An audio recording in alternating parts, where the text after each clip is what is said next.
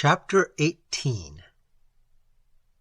As Tari and myself, on quitting the town and leaving to the left the main road which led to it, struck into the fields, the strange and solemn beauty of the landscape, lighted up by numberless lamps to the verge of the horizon, fascinated my eyes, and rendered me for some time an inattentive listener to the talk of my companion.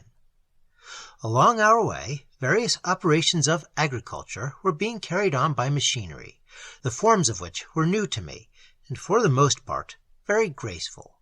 For among these people, art being so cultivated for the sake of mere utility, exhibits itself in adorning or refining the shapes of useful objects. Precious metals and gems are so profuse among them that they are lavished on things devoted to purposes the most commonplace, and their love of utility leads them to beautify its tools, and quickens their imagination in a way unknown to themselves.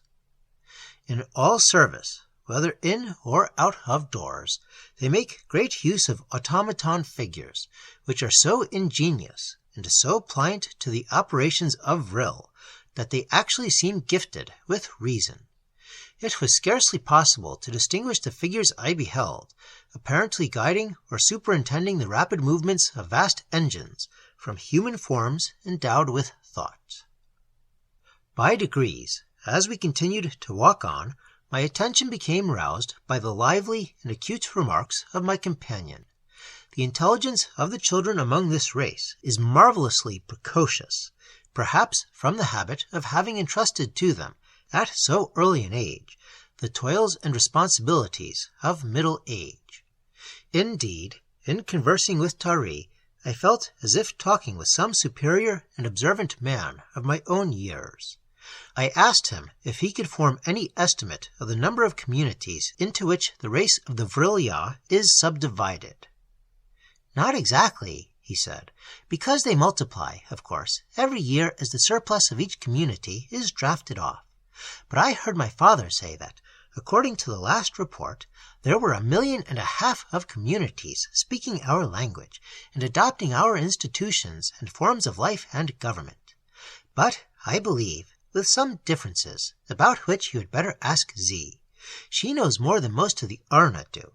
An Arn cares less for things that do not concern him than a Gi does. The Gi are inquisitive creatures." "Does each community restrict itself to the same number of families or amount to population that you do?" "No, some have much smaller populations, some have larger, varying according to the extent of the country they appropriate, or to the degree of excellence to which they have brought their machinery. Each community sets its own limit according to circumstances, taking care always that there shall never arise any class of poor by the pressure of population upon the productive powers of the domain, and that no state shall be too large for a government resembling that of a single well-ordered family. I imagine that no real community exceeds 30,000 households, but as a general rule, the smaller the community, provided there be hands enough to do justice to the capacities of the territory it occupies, the richer each individual is, and the larger the sum contributed to the general treasury. Above all, the happier and more tranquil is the whole political body, and the more perfect the products of its industry. The state to which all tribes of the Vril-ya acknowledge to be the highest in civilization, and which has brought the vril force to its fullest development, is perhaps the smallest. It limits itself to 4,000 families, but every inch of its territory is cultivated to the utmost perfection of garden ground. Its machinery excels that of every other tribe, and there is no product of its industry in any department which is not sought for at extraordinary prices by each community of our race. All our tribes make this state their model, considering that we should reach the highest state of civilization allowed to mortals if we could unite the greatest degree of happiness with the highest degree of intellectual achievement. And it is clear that the smaller the society, the less difficult that will be. Ours is too large for it." This reply set me thinking.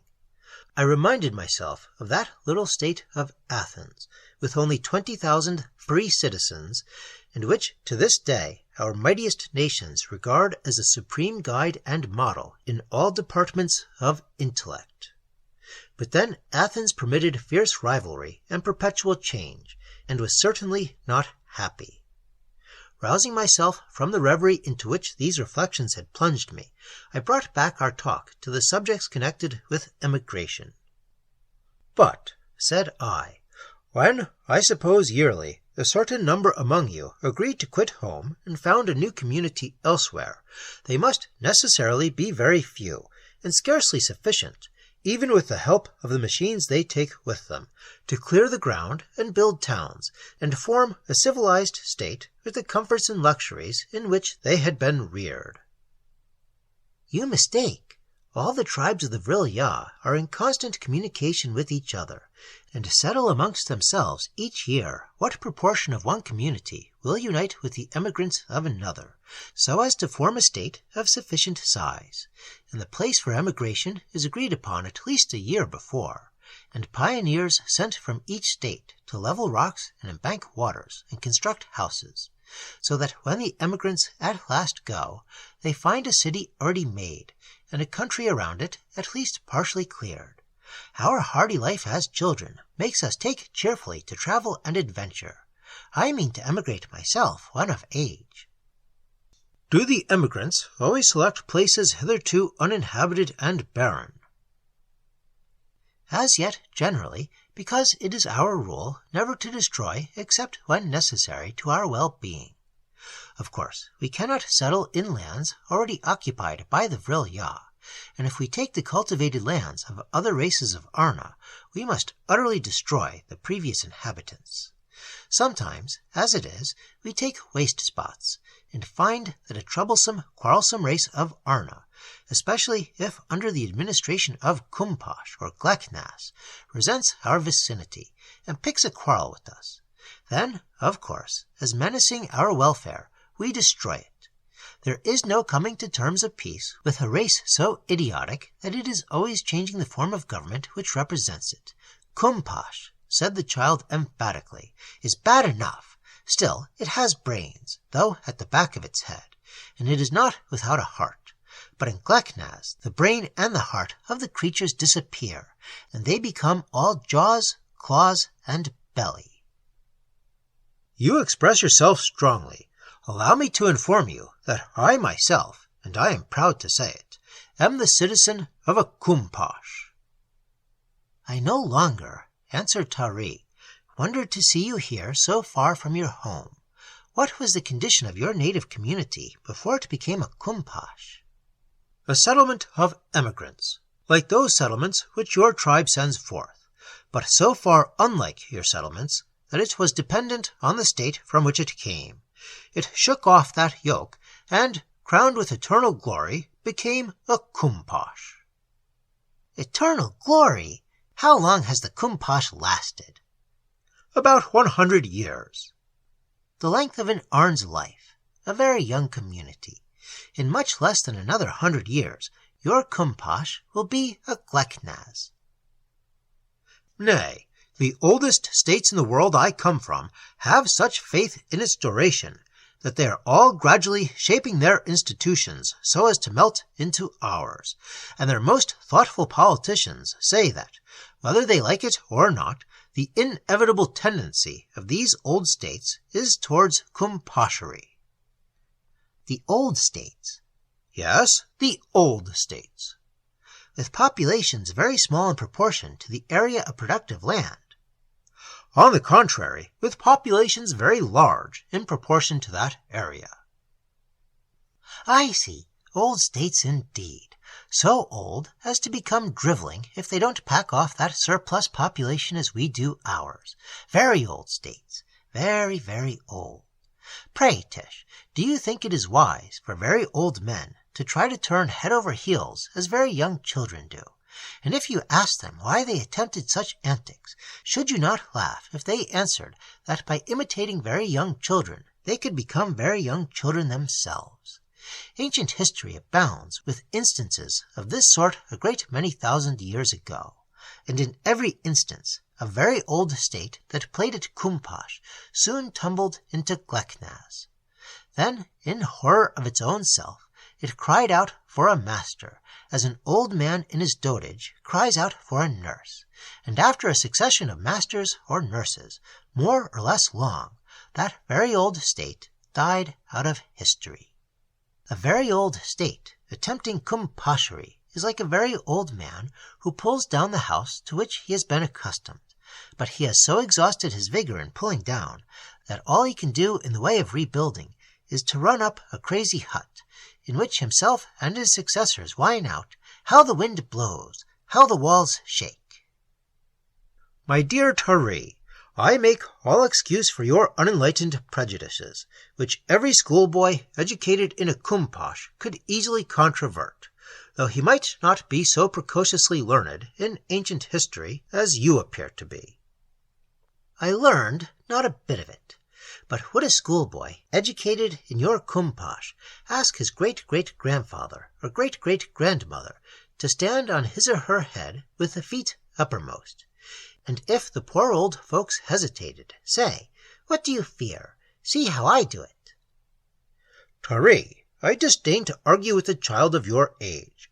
I repeat, I make allowances for your want of that culture which a Kumposh alone can bestow.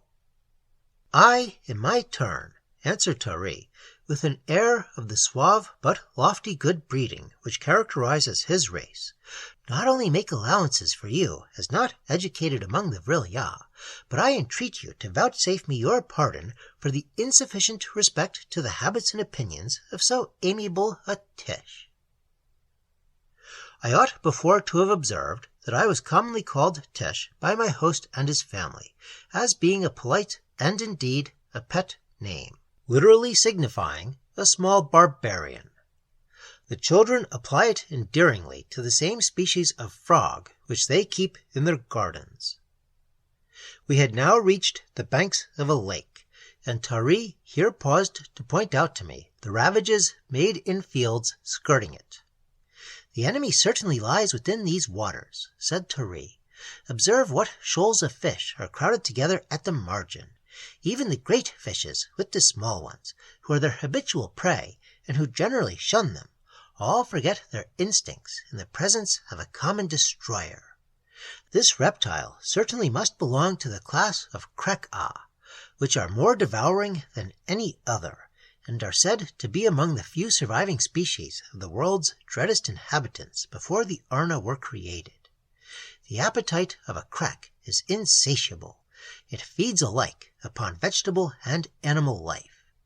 But for the swift-footed creatures of the elk species, it is too slow in its movements. Its favorite dainty is an arn when it can catch him unawares, and hence the Arna destroy it relentlessly whenever it enters their dominion.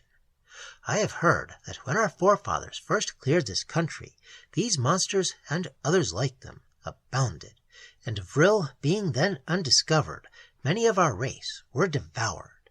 It was impossible to exterminate them wholly, till that discovery which constitutes the power and sustains the civilization of our race.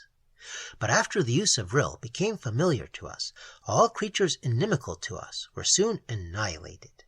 Still, once a year or so, one of these enormous creatures wanders from the unclaimed and savage districts beyond, and within my memory one has seized upon a young Gi who was bathing in this very lake.